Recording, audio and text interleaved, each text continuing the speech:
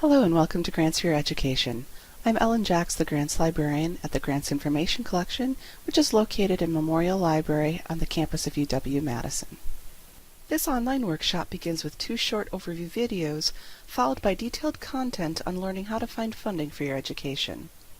You may advance to another section at any time using the table of contents on the left. If you see or are alerted to a box labeled Handout in the bottom right-hand corner, click on that button to access the handout as a PDF. Welcome to the Grants Information Collection. I'm Ellen Jacks, the Grants Librarian. We are located on the 2nd floor of Memorial Library, right near the reference desk. Memorial Library is located on the campus of University of Wisconsin-Madison, right on the corner of Lake and State Streets. And we are a Funding Information Network partner of the Foundation Center. We're one of approximately 470 network partners located across the United States alone. A little closer to home, we are one of 6 within Wisconsin. And now the Foundation Center is a national independent organization whose mission is to provide an authoritative source on the world of grants and giving. And as a network partner, we have access to their resources, and in addition, we are trained by their staff to help you learn more about the world of philanthropy as well as how to locate suitable funding resources. While I would love to conduct personalized searches for everyone, the Grants Information Collection is not a research service but a library collection. So our aim is to provide you with the tools and resources you need to be able to conduct your own funding research. So to that end, we offer a wide variety of workshops on topics including finding funding for your nonprofit organization, funding for your research, funding for your education, as well as information on how to write a proposal. We also offer individual consultations and online tutorials. In addition, we have a wealth of materials available to your disposal, both online and in print. We are open the same hours as Memorial Library, which is generally 7 days a week, holidays notwithstanding. As you can see, we maintain a print collection of resources at your disposal. These books do not circulate, so they should always be available for your use. If there's some sections in there that you want to be able to take home with you, you can make photocopies or scans of those pertinent sections. The topics of these books can widely vary, but may include things like research grants on specific topics, general directories, especially geared towards nonprofit organizations, general books on finding funding for your education, as well as books on a variety of general topics that may include how to write a proposal, how to craft a personal statement, which can be very useful for funding for your education, and how to build and manage a nonprofit organization. We also have a small collection of periodicals located on these shelves near the back wall. Periodicals are a great way to stay current in the world of philanthropy, including learning about current funding trends. Some of these are also available online. However, there are plenty of back issues located underneath these shelves. Also located near the periodicals is a display of handouts. These handouts include how to use specific databases, as well as handouts on common topics, such as how to read a foundation's tax return. We have several computers located within the Grants Information Collection as well. While all of our electronic resources are available from any computer within Memorial Library, Grants patrons have priority on these computers. We do ask that all non-Grants patrons limit their use of these computers to 30 minutes, especially if the room is full. And we do have signage on the wall that highlights this fact. So if you're in here and all the computers are full and you need one for grants-related research, please talk to a librarian or staff member for assistance. Our reference and information desk is just outside and is generally staffed. I hope you've enjoyed learning a little bit more about the Grants Information Collection and the resources we can offer you and your organization. If you have any further questions, please do not hesitate to contact us. Hello and welcome to Grants for Your Education. I'm Ellen Jacks, the Grants Librarian at Memorial Library. And right now we are located in the Memorial Library classroom, which is where I generally teach this workshop when it's taught in person. And what I will be going over today is a variety of topics that are universal to all types of students, including undergraduates, graduates, and international students. The Grants for Your Education online workshop will begin with an overview of the basics. This will include what is needed to fund an education, the different types of funding available to you, term definitions, and who gives grants. Following that introduction, I will help you to create your own personal funding plan. This will begin with your personal plan of study or research, demographic characteristics and affiliations, and the types of funding available to you. The idea here is to help you set up what you need in order to more successfully look for potential funding partners. And that is the topic of our next section. I will help you to identify potential funding partners by researching common interests and checking their track records.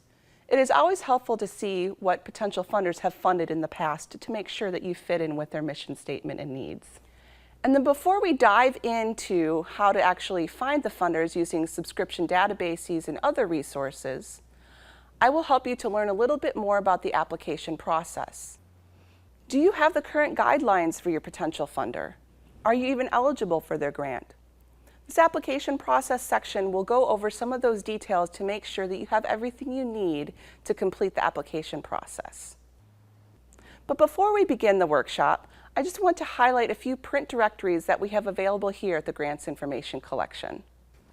We have some general funding for your education materials, funding based on a specific discipline, directories that may be geared towards the populations you wish to serve with your research. And then we also have a variety of print directories related to specific demographic characteristics, such as international students,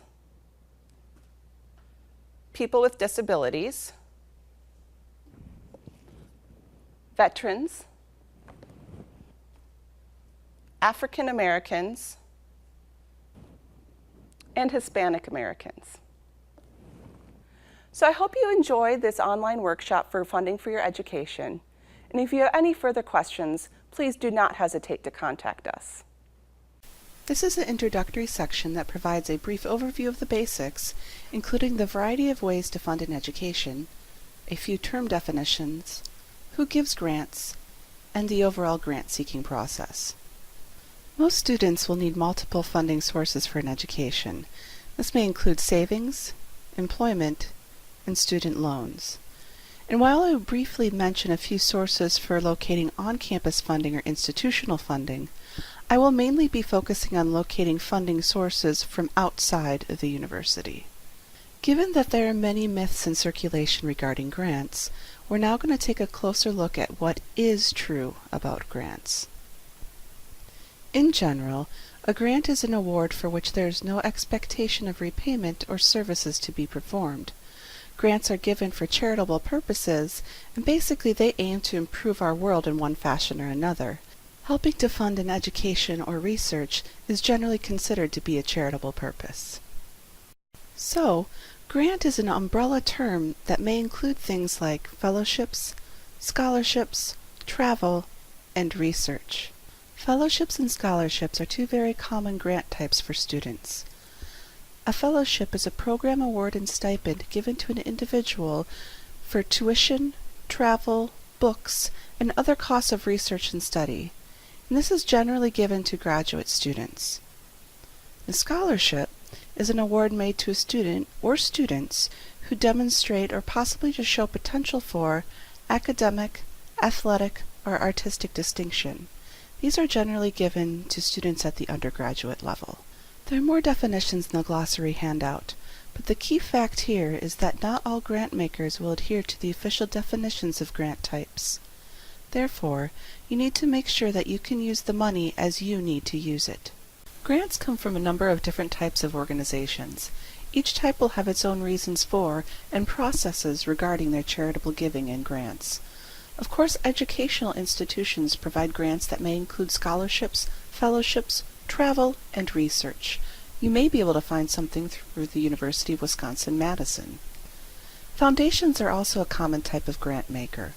While many of them can only give to nonprofit organizations, there is a large selection that may provide grants to individuals. There are several types of foundations such as those listed here. You need not worry too much about the different types of foundations, but just know that they exist. Businesses may also provide grants to help support their research or events that affect their community or market value. Therefore, it is helpful to think about your subject area, technological implications, and the region of your work. You may also search for government-sponsored grants at the federal, state, or local level. Associations and societies are what you might call affiliation-based support.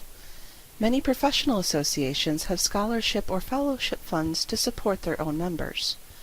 Motivations include bringing more underrepresented groups into their field or advancing research.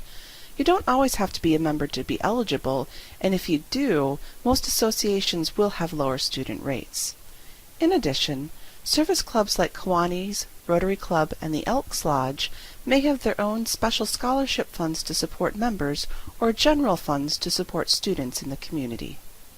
In terms of a general overview of the grant-seeking process, be sure to allow plenty of time and plan ahead. Here are the general steps you will need to follow in your grant-seeking efforts, and keep in mind that I will be going over much of this in more detail soon. Be sure to refine your project or plan of study. Then you will be ready to research grants and funding opportunities. Once you locate potential funders, be sure to communicate with them to make sure you are a good fit for their organization.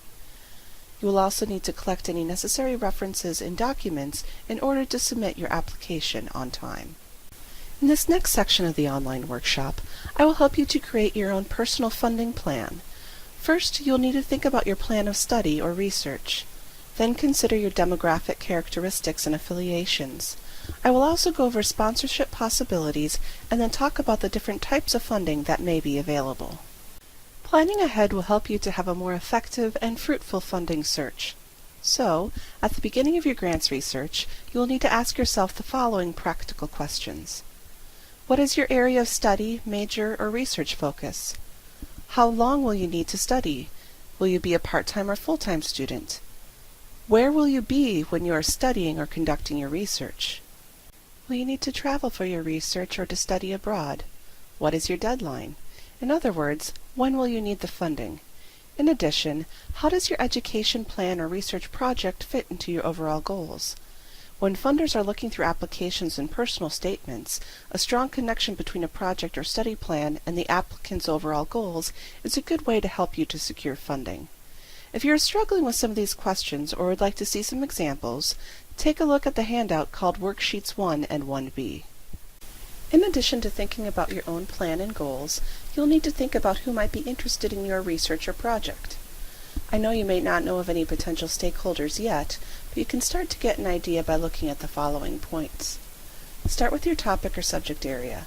Some funders will only support projects in certain subject areas, which is why this is a good place to start.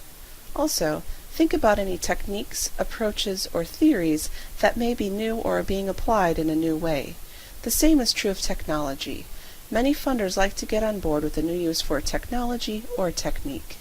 Since some funders are very focused on benefiting or working with particular population groups, who are these groups and where are they located? Will your project be replicable? In other words, what are the future applications of your work? What do you hope to learn from your educational plan or research project? Think about the short-term and long-term outcomes. Thinking about all of these points now at the start of your grants research process will help your search to be more fruitful and effective once you get into the books and databases. Grants are geared toward a variety of attributes. In order to understand your eligibility, it's important to think creatively about yourself, starting with your demographic characteristics. The vast majority of grants have geographic restrictions. Where do you live now? There may be funding for residents of your country, state, or for the location of the college you are planning to attend. Or are you a U.S. student who wishes to study abroad? In addition, many funders will only give towards particular subject areas and academic disciplines. You will also wish to consider your special interests, talents, athletic abilities, hobbies, and accomplishments. One of the largest classes of scholarships is athletic scholarships typically offered to undergraduates. However, others may include music, dance, or filmmaking, and other interests such as student government. Other demographic characteristics to consider include your ethnic and racial background, as well as your gender and marital status. It is also helpful to think about nationality, not just of you, but of your area of study or geographic region. And finally, think about any other special characteristics, such as being a student with a disability or a single parent. Please refer to Worksheet 2 in order to see an example and to have a guideline to help you chart your demographic characteristics. Next, you will want to consider your affiliations for your grant's research. You may not think you have many affiliations, but take a look at the following. Have you attended any other schools? Your employer or union, or that of a spouse, parent, or close relative, may have a scholarship program for employees. Do you have a religious affiliation? Do you or a family member belong to a professional or trade association? Also, think about any community and civic organizations or clubs to which your family may belong, or agencies where you volunteer your time. And finally, consider your military status. There are many funders who support veterans and their dependents, as well as students interested in a career in the military. You can also work out some of your demographic characteristics and affiliations by using the RSP Funding Finder database. Here is a sample page addressing demographics and affiliations. If you are stuck on the worksheet, coming over to this database may be helpful. Access to this database is limited to UW-Madison students. Go to the Grants Information Collection website for more details. Another consideration in your grants planning and research is to consider sponsorship, since many grant makers, especially foundations, only give to nonprofit organizations. You can have a nonprofit act as your fiscal sponsor in your funding requests. UW-Madison is a nonprofit, so I recommend starting with your department. You may also wish to approach a local nonprofit organization that has similar research interests or subject areas. Again, many research projects that are conducted through UW-Madison may already be eligible as a sponsor for you. In addition to checking with your department, contact the Office of Research and Sponsor Programs. They administer these types of opportunities. However, this is usually at the graduate student level. Funders also tend to provide different types of funding based on the applicant type. In other words, how you are able to spend the grant money will vary depending on whether you are applying as an individual or as an organization. Individual funding tends to be more in relation to getting funding for study, which may include scholarships, fellowships, and dissertation work, as well as funding for travel, research, and to attend a conference. In contrast, grants to organizations tend to be for larger uses, like extensive research projects, curriculum development, conference development, purchasing equipment, and facility use. Now that you have a funding plan, you are ready to identify potential funding sources. In this section, I will help you to learn about how to research common interests and where to research. This will include a listing of suitable databases and requests for proposal sites. And finally, as you hone in on potential funders, be sure to check their track records. To start, you will focus your research on common interests. You will also need to look at what the funders say they fund in relation to what they actually fund. This means researching not only what the grant makers say in their literature they have an interest in funding, but also areas in which they have actually previously given to. You can check the latter when you look into their track records. But first, who has an interest in your area of interest? Who has provided support to others in your state or region? Again, think about where you are from as well as where your research or study will take place. You will also need to look at the type of funding or support available. Who offers the type of support you need? And finally, who has given amounts similar to what you need? In other words, what is the funder's typical grant range? We will now discuss where to begin your search. Some funders may require work study, so it is important to fill out the FAFSA form if you are eligible. Some international students are eligible, and I will talk about that in the International Students section towards the end. You should also check with your school as a whole in addition to your department. Good communication is important. Your advisor or another trusted instructor should know that you are seeking funding. As mentioned earlier, we have a nice variety of print directories in the Grants Information Collection. These can be general funding for your degree books, possibly by discipline, or more specific directories that list potential funding sources based on the population served by your project. We also have quite a few subscription databases, I will list those in a moment, and provide access to several free websites as well. If you already know of a potential foundation or governmental agency, see if they have a website to learn more about what they do and their funding process. I will go over some specific requests for proposal sites soon, but for now, just know that they are there and can be a good place for some quick scanning. Journals and the research of others is a commonly overlooked area. Think about some of the research articles you may be reading for classes. If the research was funded, the funding source is usually listed. Does the project pertain to your educational or research goals? If so, now you may have a potential funder. Again, turning to your affiliations can be helpful.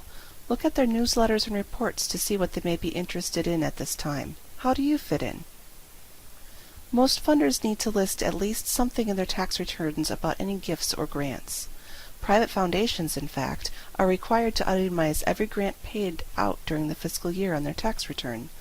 So while this is not very exciting to research tax returns, it is helpful to know what a foundation or other funder has given out in the past and for how much. And in general, just remember that funding is also a network game. Talk to your colleagues, join listservs, and stay informed. I will now highlight a few subscription databases, starting with foundation funding. The Foundation Directory Online is incredibly comprehensive and is good for finding and learning about foundation funding. Foundation profiles include years of tax returns, board information, and past grants. This is best if you are looking for funding for a nonprofit organization. It is only available in Memorial Library on our computers. You will not be able to access them from your laptop even if you are in the building. While most foundations can only give to nonprofits, some are able to give to individuals as well. For that, we have Foundation Grants to Individuals. This database functions similarly to Foundation Directory Online, but is a subset of the foundations that are able to give directly to individuals. Again, this is only available at Memorial Library. COS Pivot is a great catch-all database as it covers funding sources for individuals and organizations from both public and private sources. If you are a UW-Madison student or affiliate, you may access this database from off-campus with a net ID. RSP Funding Finder is a good resource for locating individual funding for scholarships, travel, and research. To use this database, register using your University of Wisconsin-Madison email address and then fill out your profile. Based on your answers, RSP will find potential funding sources for you. These databases and more are listed on the Recommended Databases handout. Request for Proposal websites are a collection of open grants from a variety of funders. Many of these websites are searchable, or you can subscribe to them using a feed or via email. Others you'll just need to check in on every now and then. All of them will list open grant applications, and some will have other information as well, including upcoming events, featured projects, and classifieds. Requests for proposal websites may be general, such as the Philanthropy News Digest RFPs, while others are subject-specific. These may include the National Science Foundation and the New York Foundation for the Arts. You may click on the title to access the websites now, but I will show you how to locate these websites and more under the Student Types section at the end of the workshop. As you are researching your potential funders, you will want to check their track records to make sure they are funding what they say they will fund. For foundation giving, this means looking at their tax returns, called the 990PF or 990. The Foundation Directory Online Free and GuideStar will provide the past 3 years of tax returns. You may need to provide an email address to access, but they are free and available from home. In other words, you do not need to be in Memorial Library to access. The Foundation Directory Online Professional has many years of tax returns and is also great for finding detailed information about a funder and their past grants. Again, to access this database, you will need to be in Memorial Library. The Chronicle of Philanthropy Guide to Grants is also useful for looking into past grants from funders. They do not provide access to tax returns, but you can get those elsewhere. You will need to be on campus or have a UW-Madison net ID to access. Click on the title to access now. Of course, if a grant maker has a website, go there and look into their publications and guidelines. That will be useful in determining their current interests. In terms of governmental funding, many agencies have their own websites, such as the NEH, and publish annual reports and budgets. The NSF also has its own information. You can also explore the various governmental funding strains on usaspending.gov. The information starts off very general, but you can drill down to explore extensive funding data. Okay, now that we've gone over the basics of seeking funding, how to create a personal funding plan, and where to search for potential funders, I will now present some information on the application process. This will include verifying the grant maker's requirements, the general application process procedure, a few general tips, and getting help writing your proposal. As you hone in on your funding prospect, make sure that you are eligible for the grant and that you have their most current guidelines. Sometimes eligibility is very clear-cut, while other times you may not be sure if you are eligible. You can always double-check your eligibility with the funder's program director or contact person. Even if you are certain that you're eligible, I highly encourage you to have contact with the funder prior to submitting your proposal. According to Tom Clements of the Madison Community Foundation, emailing the funder's contact person or program director to set up a phone appointment is a great way to do this. By setting up an appointment, you are making sure that the program director is available at a time that is suitable for both of you to have a short conversation about your funding needs and eligibility. In fact, some may even require a phone call or letter of inquiry prior to receiving applications. Read more about this and other advice on the handout, Tips for the Application Process. Other things to think about regarding the requirements include how to submit the proposal. As you saw on the last slide, some funders want a letter of inquiry prior to submitting the application. Other funders just want the full proposal. Also, does the funder require electronic submission or will you need to submit it in print? And finally, pay close attention to application deadlines and expectations. Applying for grants takes time, usually somewhere between 6 to 12 months from the beginning of your research to the time you get the check. In terms of the overall application process, start by firming up your research and study plans along with your financial needs. By doing so, it will be easier for you to locate potential funders and to apply early and to multiple funders. In terms of timing, educational grants tend to follow the academic calendar, so deadlines for these types of grants usually fall between December and March or April. Make sure you have all the documents you need to complete your application on time. This may include an essay, a personal statement or statement of intent, and letters of recommendation. Therefore, as stated earlier, it is important to stay in good communication with your advisor or other professors. They will need time to complete these as well. So, to summarize what you have learned in this workshop, create your personal funding plan. Use that to conduct research to identify potential funding partners. Be sure to allow plenty of time for both the research and the application process. Be sure to follow the funder's guidelines very carefully and ensure that you're eligible for the grant. Good communication is very important when seeking funding, not only with the funder at all stages of the process, but also with your advisor, professor, or principal investigator. Always proofread your applications. In fact, have at least one other person proofread it as well. And finally, stay determined. A good grant writer has about a 25% success rate, so you will get a rejection letter at some point. That is okay. Use your contacts with the funder to ask why and how your application may have been improved. This is also why it is good to apply to more than one funder. To get help with your proposal, you may visit the Grants Information Collection's website. From the home page, look at the middle column and scroll down to Help with Grant Proposals. Then click on Websites. This takes you to a list of websites that are helpful in crafting a proposal. Click on the Books tab to see a list of books that are also helpful in organizing proposal materials and the writing process. The Workshop Materials tab takes you to PDFs of presentation materials and handouts of my workshop, Proposal Writing Basics.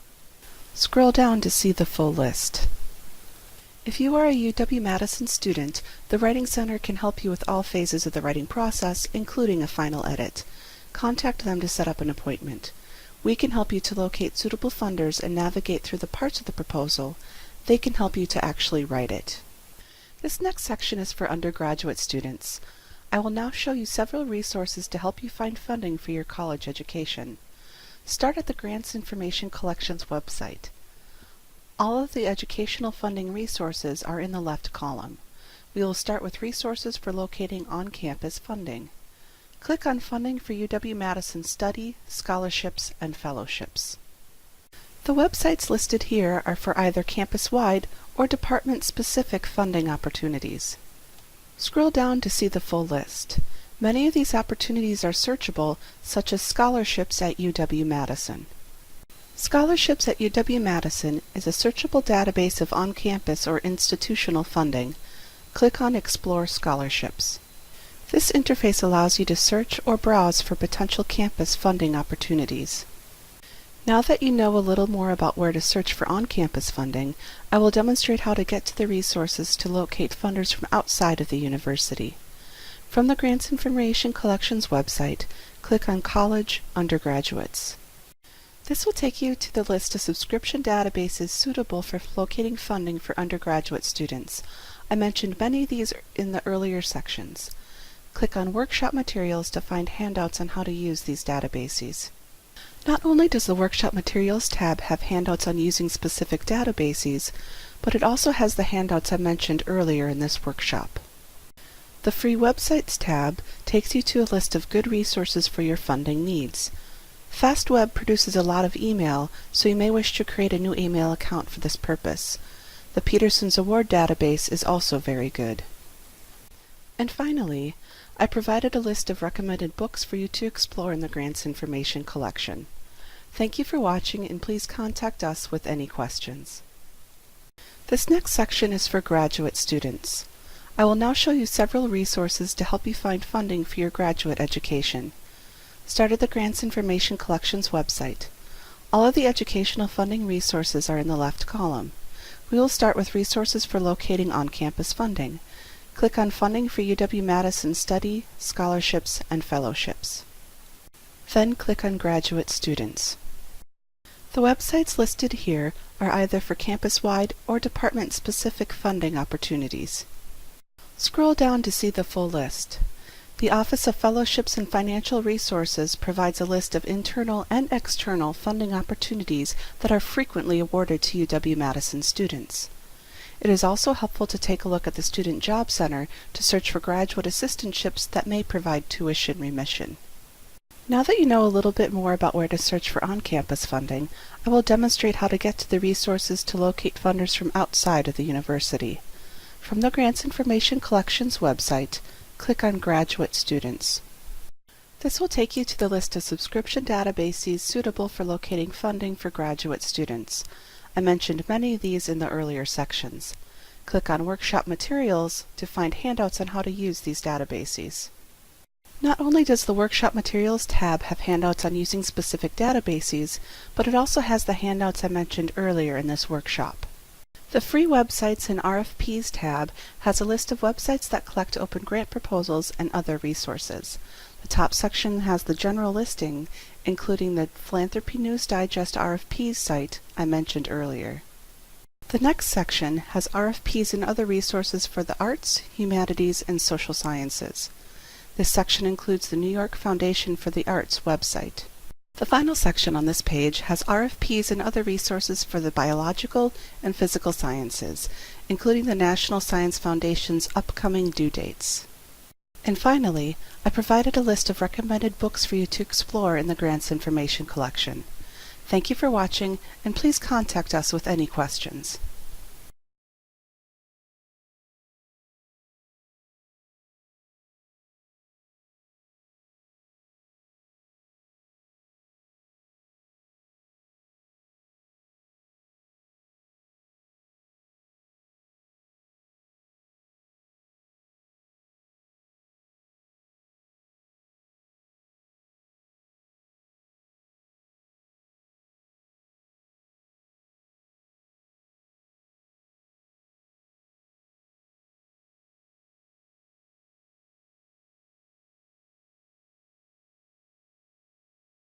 In terms of searching the subscription databases, you'll want to make sure you specify your citizenship or country of origin. Most of the databases have fields where you can enter your citizenship status or country of origin, but in a couple, you may need to enter your country or region into the fields of interest or subject area. This is true in foundation grants to individuals. I will now show you where to locate some of the resources specific to international students. From the Grants Information Collections homepage, click on International Students. Then click on Free Websites.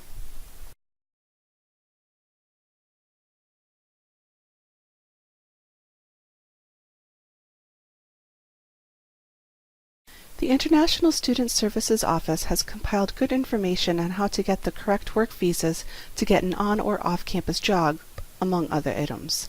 This page will help you to learn more about these topics. Again, if you're able to get an F1 or J1 employment visa, you might be eligible for other funding opportunities. Click on the Free Websites tab to go back to the prior page. The second link in this box takes you to the Federal Student Aid page for international students. This page will help you to determine whether or not you are eligible for federal financial aid. Again, like the types of work employment, occasionally, if you are eligible to fill out a FAFSA, you may be eligible for more funding resources. Click on the Free Websites tab to go back to the prior page. Again, I encourage you to view the undergraduate or graduate student section of this workshop as well. Thank you for watching, and please contact us with any questions.